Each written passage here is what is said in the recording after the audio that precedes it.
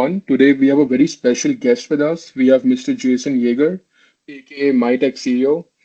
Jason has created over 300,000 followers for himself on Instagram, and I'm sure everyone who's watching us today would have watched one of his videos before on different social media platforms. Jason, it's truly a pleasure to have you here. Welcome to Cyber Unbound podcast. Thank you for having me. Excited to be a part of this conversation. Jason, to kick off things, can you tell me more about your journey? What inspired you to start MyTech CEO, as well as can you tell us more about your journey at Stanford as to how it shaped your interest within content creation? Yeah, I've always been interested in entrepreneurship from a young age. I remember like the first program, the first my first taste of entrepreneurship was doing a competition called MIT Launch X. I think they've shut it down, but it was a competition where it was like a summer program also, I think, during the school year, where you can go and like compete with others to essentially get funding for MIT. And I remember doing that challenge, and I did this, like I put so much effort into this video with my friend Shivansh, and we got accepted. And we ended up going to MIT to pitch, and we won first place, and we got like a little bit of funding. And that was like the first taste of entrepreneurship. And ever since then, I was like, this is super cool space. I love the idea of like building a startup. Obviously, in that case, also trying to like get some form of funding. And I was just captivated. And and then essentially that desire just kept on growing. Tried building a bunch of different products. Also did this design program at Stanford, which really showed me the world of I guess it put me closer to the world of like Silicon Valley and California, and just seeing all the things that are happening here from a tech perspective, which I think only fueled me more. Because actually, I was born in Belgium. I was born in Belgium. I went to international school, and from a young age, I was never really exposed to entrepreneurship, but I actually consumed most of my knowledge about entrepreneurship from just podcasts, from YouTube, and that's kind of what drove this curiosity. Got it. I think one thing which really attracts me towards watching your Instagram reels and your content over different social media platform is the perfect blend of humor with tech insights. So, what are some processes which you follow to creating these engaging skits in your podcast, in your content? Yeah, that's a great question. And just to preface, one thing I'll say is, there's a lot of different angles, right, with tech. But part of the reason I did humor was because I have the skills for it, right? I can think about the humor in my head pretty well. But also B, like, it's just I felt like there was more of a need for it. There's just so much, especially for tech. There's a lot of humor. There's a lot of crazy things that you'll see that is happening in Silicon Valley, that is happening here. I live in San Francisco. Like all the crazy things that are happening here, and being able to like create this into some kind of form of funny video form. I can only think of like Silicon Valley Show as a good series that did that. So I thought there was a huge opportunity, and this could all obviously be leveraged to do much more than just create satire content, but for networking, for building a brand, etc. But to answer your question about the processes, honestly, most of my video ideas come from conversations that I have with people. So I'm literally, sitting with an investor who is like, some early investor in some crazy project, and we'll talk and talk, and then eventually I'm just like, wait, did he just say that? That's pretty funny. And I'll like note it down. And then I'll like come back to that idea, and maybe I'll discuss it with some other people. And that's kind of how like I start to develop these ideas. Now, sometimes it's also like, the process of like looking at Twitter. Like if you're in this like tech Twitter bubble, you'll also start to absorb so much of this like culture on there. So I'd say Twitter, conversations, these are like the main sources of inspiration for the videos. And because your content touches a lot about tech, a lot about VC world, a lot about startup world, what is one misconceptions of VC world and startup world which you must have clarified from your videos? Oh, got it. Well, there's a lot of misconceptions. There's also a lot of truths at the same time. It's tricky, there's a lot of stereotypes, obviously, that maybe I'm showcasing that are not obviously true, and we have to be careful of like thinking of those are true. It's tricky. It's everything is in my opinion, by a case. A lot of things are like by case basis. Maybe one of the misconceptions of the tech world is Gosh, it's funny. I can think of more of like I don't know how it's a tricky question. It's like what is a I guess I have to speak to someone who's really outside of tech world and see what they think is a like I guess maybe people are just like everything is AI. That's one thing. It's like not everything is AI. I know that a lot of people talk about AI, but not everything is AI. Or I guess just like it's more of like a lack of understanding of like how like tech works and stuff. And um, people, I guess, okay, one misconception. Now this is tricky because sometimes this is like not true, but one misconception is like valuations. Like this is so ridiculous. Are these things even worth this? It's not worth that. How is it possibly worth that? Now that is in a lot of cases, in some cases true. You look at some crazy Web3 crypto project, you're like, how is it worth that? But in some cases, these companies are just generally incredibly valuable. You look at a company like Nvidia, and Nvidia is generally like if you actually study Nvidia, you see how valuable this company is. And I think it's more like this might sound crazy how much the fact that Nvidia is worth whatever it is worth. It might sound crazy to you, but there's real value there that you have to understand. And obviously value can be is like looked at differently. Each person has a different perception of it, but you have to understand the tech world to understand why there's companies like OpenAI, why there's companies like Nvidia that are worth what they're worth, instead of just dismissing it as overvalued. Got it. And you have had some of the amazing collaborators, right? You have had Formula One collaborating with you. You have had Microsoft, AWS. Can you tell us your story of how did you bring your first collaborator on board? Yeah, so I think it's really been about grow. It's I've been very thoughtful about growing the brand. Ever since I first started, I was very clear that my purpose with this brand is not to try to grow it necessarily to it. Obviously, I want it to be as big as possible, but it's to be very thoughtful about the niche that I'm in. Tech is a really valuable space to have attention in.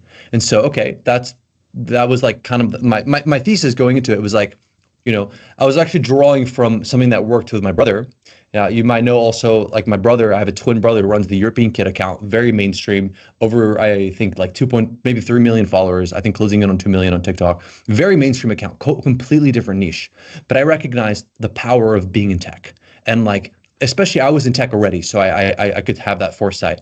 And I was like, the power of building content and building a brand in tech is really important.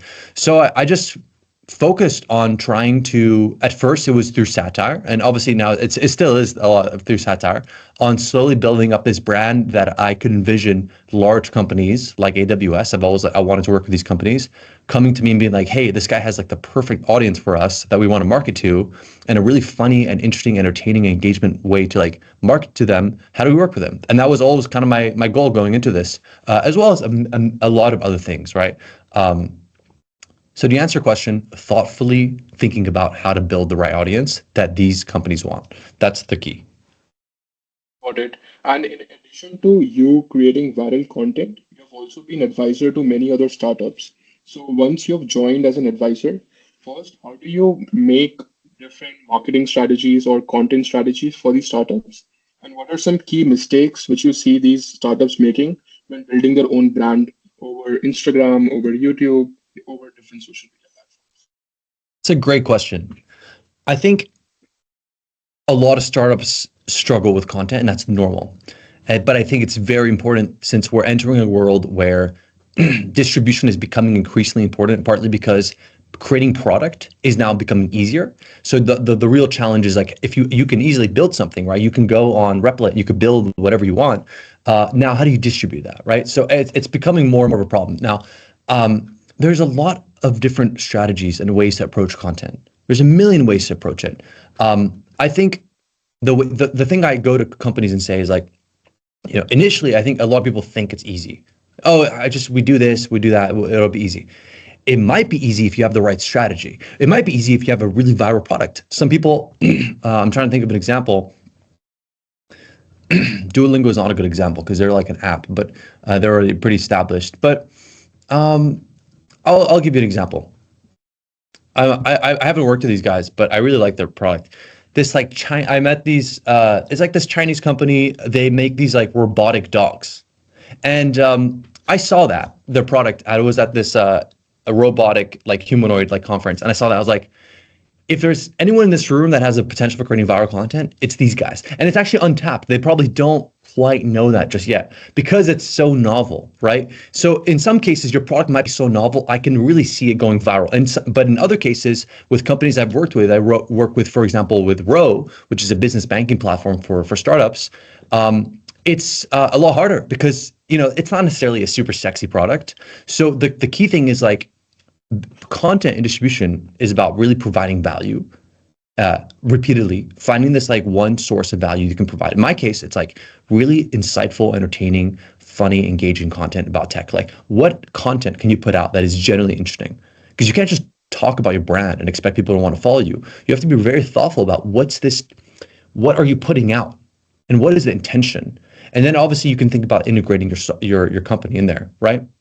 So for an app, okay, maybe it's an app about let's we can be funny here. Maybe it's an app about putting your pet identity on the blockchain, right? Something ridiculous. Or let's say Uber for dogs, right?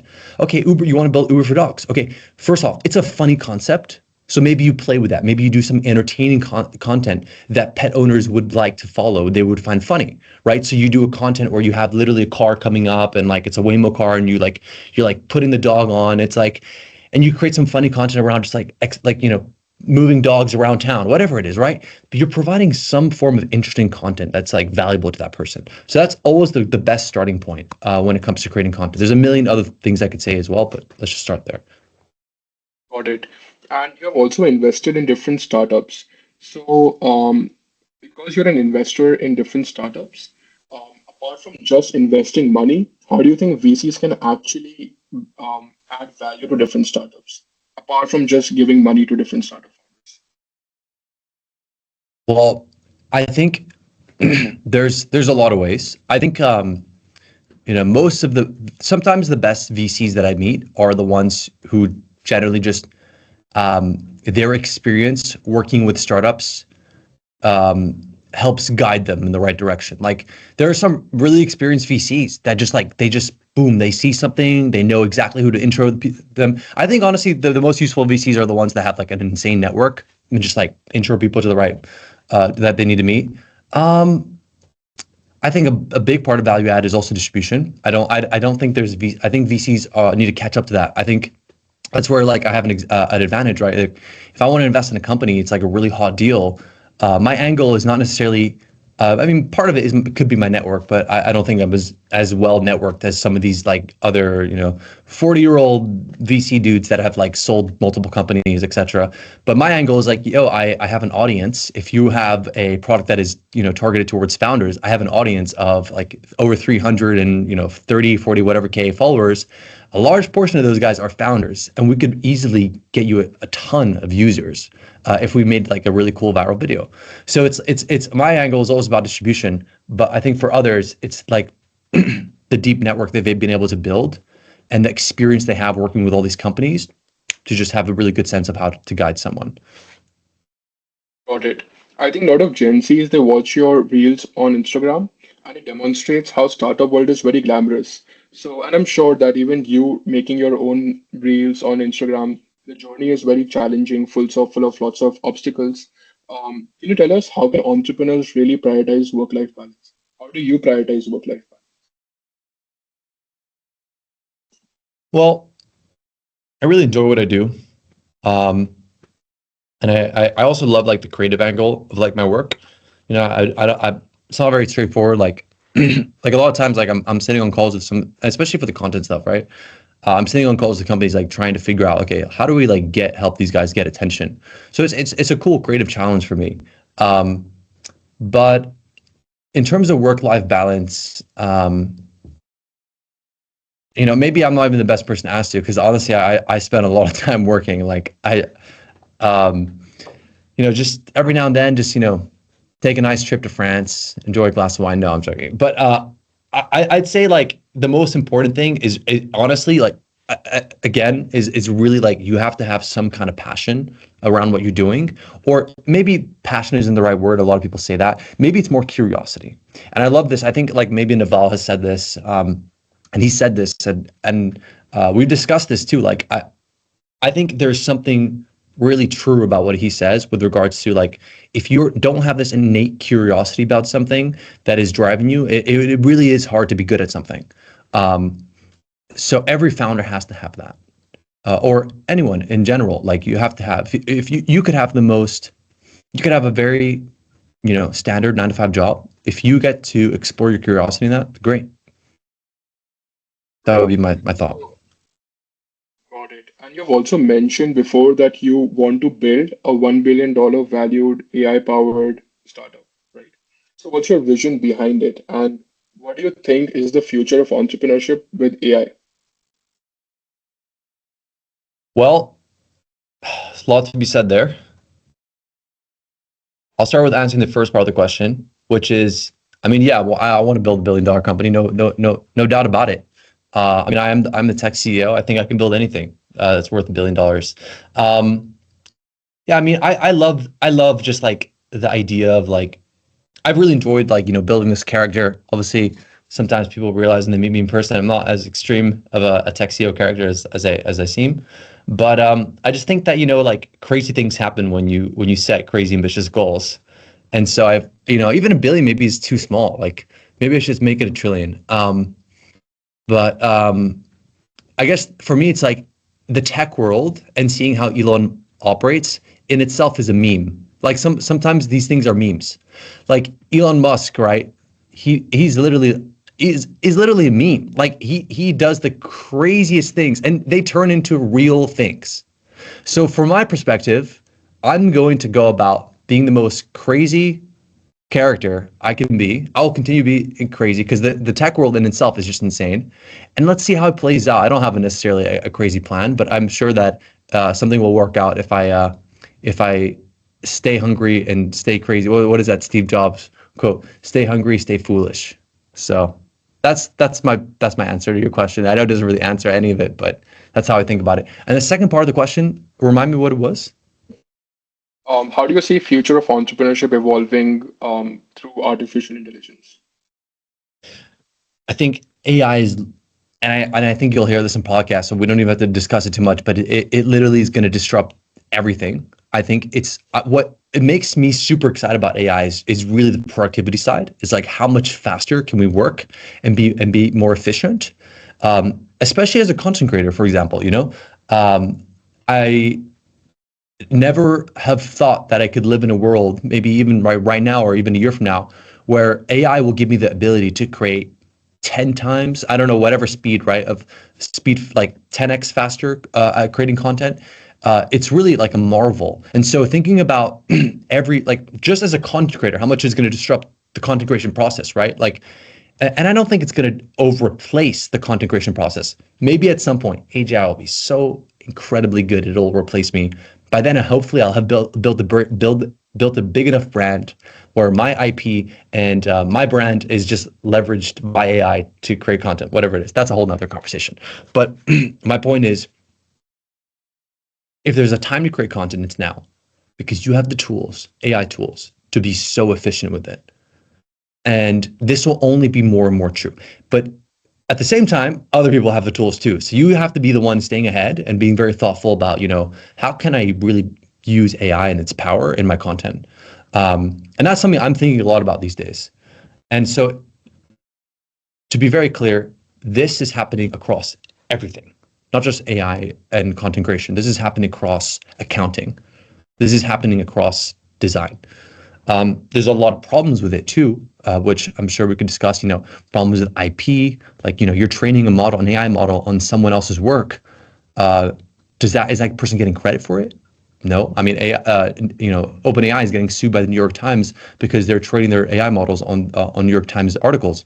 Now, that is a problem. People might train their models on MyTechCEO content, and then they push out MyTechCEO content.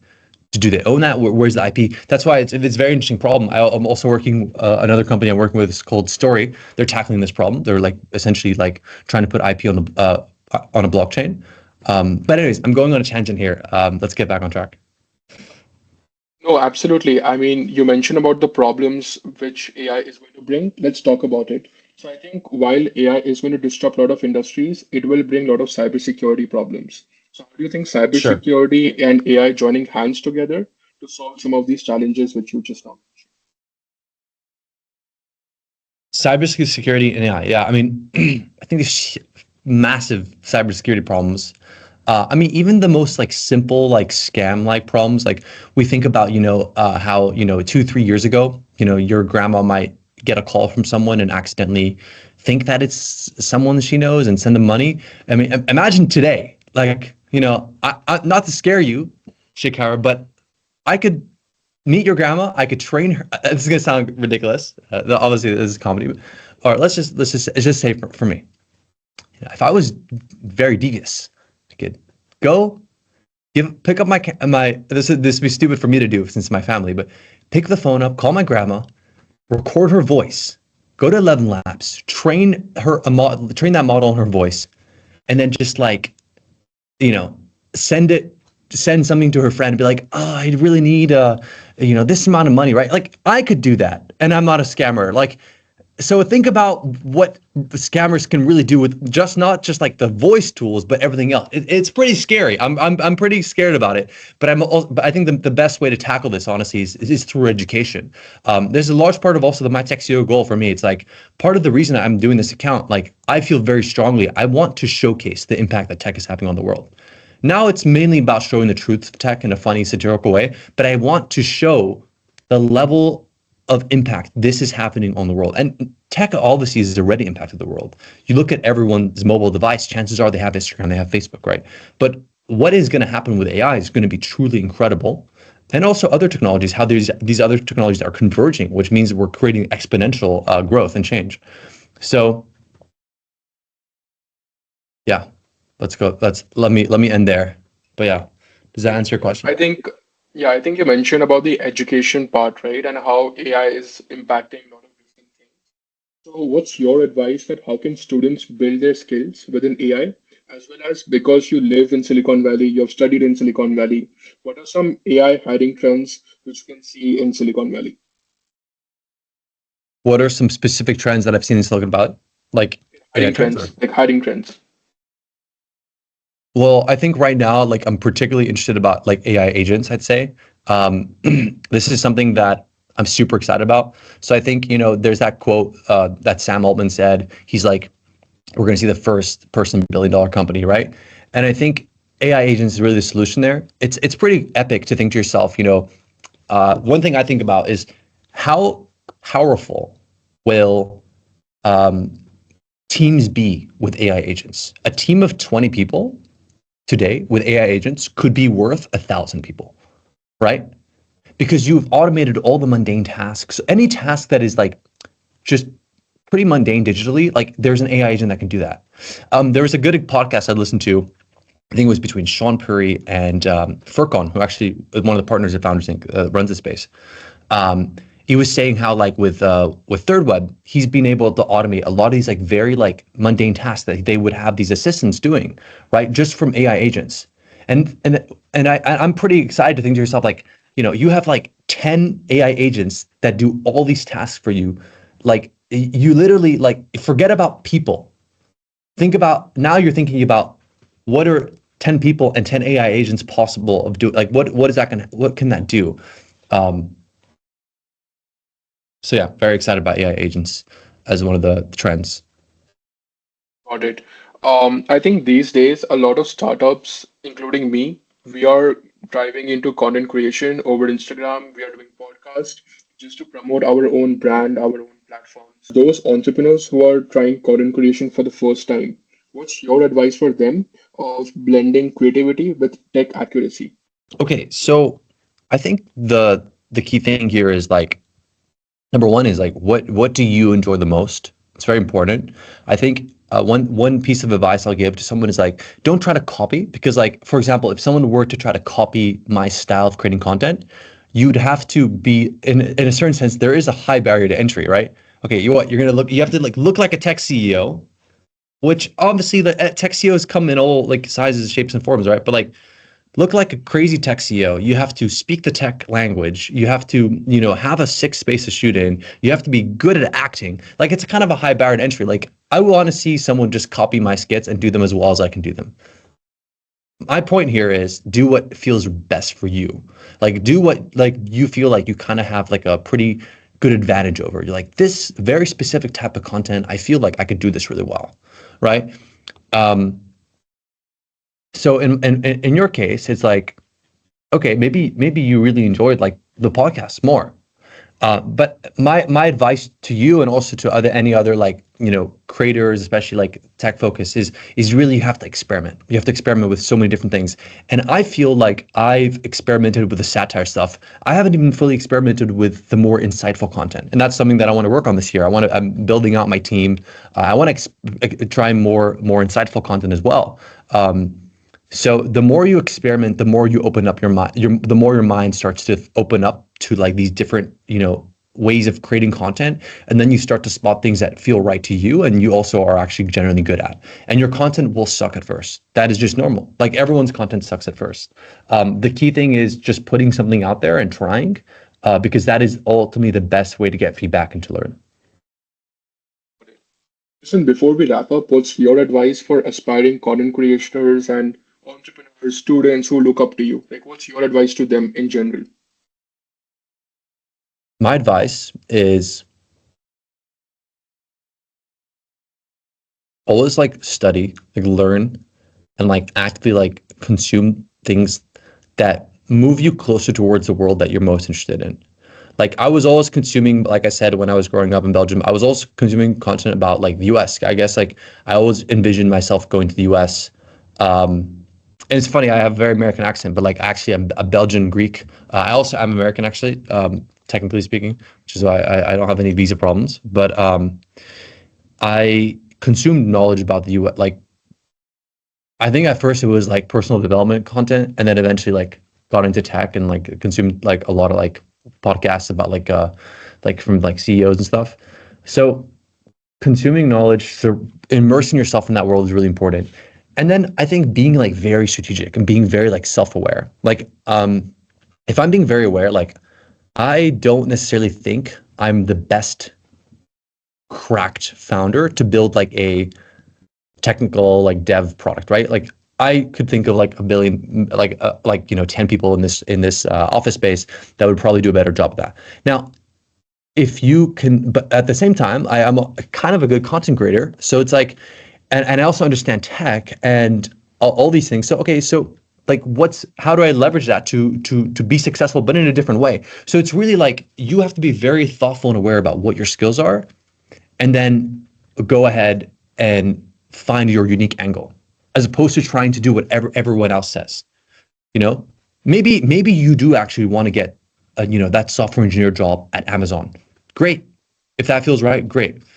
The last piece of advice I'll give is like, and this is something that Steve Jobs said, and I think it's very true. It's like, how do you marry like specific skill sets and together? So, for example, right, there was his thing was like having gone to that calligraphy class. He like used those design skills when he started Apple, right? And he like the fact that he was able to like marry those two together was what created this beautiful product, like aesthetic product, right? So in my case, it was like I had that tech experience, but I married it with the experience of like creating content, which actually started with the European Kid, my brother's page. It was like marrying those two together. And obviously there's a lot of tech creators, but there's not really anyone that does like very uniquely what I'm doing, right? And so it's just it gives you more leverage when you can like really bridge two different specific experiences together. It gives you more leverage because you're unique. You're doing something that other people can't do or wouldn't necessarily see or think about. Right. And lastly, what's next for MyTechCEO? Can your followers expect any new cool projects, any new cool collaborators, or new startups? I mean, I'm super excited for this year. Like, there's a million things I want to do. I'm still trying to figure out what's the most high priority thing for me to tackle. I think what's next is doing more videos with also like CEOs. Like, I have some really cool CEOs following my content, so I think I need to leverage the fact that I even have people watching, like CEOs watching my content, to do more stuff with people that are in the influential people in tech.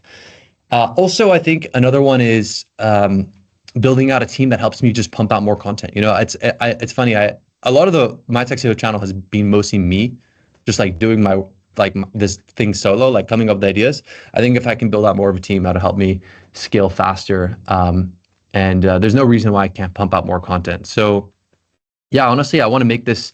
I want to turn MyTechCEO into like a larger media company as well. Like, right now we see it as satire. I just think this is the beginning.